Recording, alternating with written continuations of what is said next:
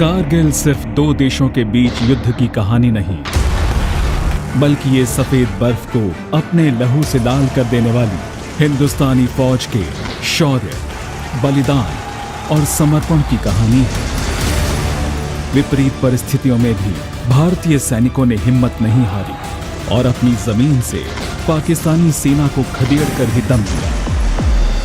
1998 की सर्दियों में आतंकियों के वेश में आए पाकिस्तानी सेना और अर्धसैनिक बल के सैनिकों ने बटालिक सेक्टर के पॉइंट 4812 पर कब्जा जमा लिया था।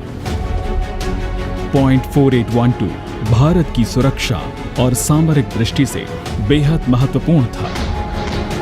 ऐसे में ऑपरेशन विजय को अगर सफल होना था तो इस पॉइंट पर बैठे पाकिस्तानी आतंकियों का खदेड़ा जाना बहुत जरूरी था और ये जिम्मेदारी मिली 12 Jammu and Kashmir light infantry को।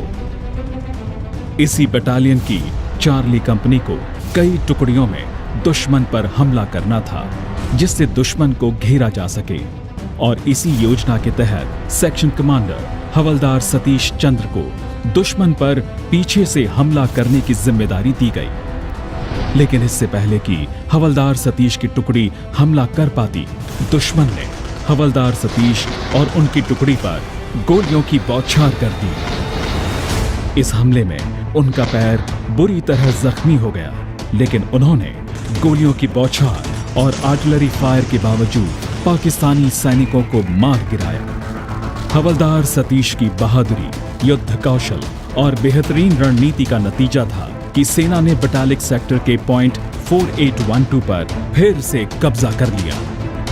बटालिक के कई मोर्चों पर भारतीय सेना अलग अलग टुकड़ियों में लड़ रही थी। इसी कड़ी में खालूबार में 111 गोरखा राइफल्स के लेफ्टिनेंट मनोज पांडे ने अपनी गोरखा पलटन के साथ दुश्मनों के कई बंकर नष्ट किए और गंभीर रूप से घायल होने के बावजूद भी अंतिम क्षण तक लड़ते रहे। लेफ्टिनेंट मनोज पांडे को उनके शौर्य व बलिदान के लिए मरणोपरांत परमवीर चक्र से सम्मानित किया गया। बटालिक सेक्टर में ही 1 बिहार रेजिमेंट के मेजर मरियप्पन सर्वनन को एक पाकिस्तानी पोजीशन कैप्चर करने का काम दिया गया था।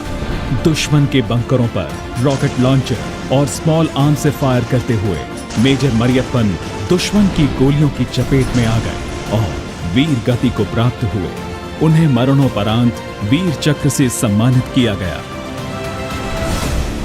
इस युद्ध के दौरान भारतीय सेना ने एक एक कर बटालिक की सभी 21 चोटियां दुश्मन से खाली करवाईं। जब जब भारतीय जवानों की बहादुरी की मिसाल ढूंढी जाएगी, तब तब कारगिल युद्ध के दौरान बटालिक सेक्टर की लड़ाई और हमारे सैनिकों का बलिदान हमेशा याद किया जाएगा।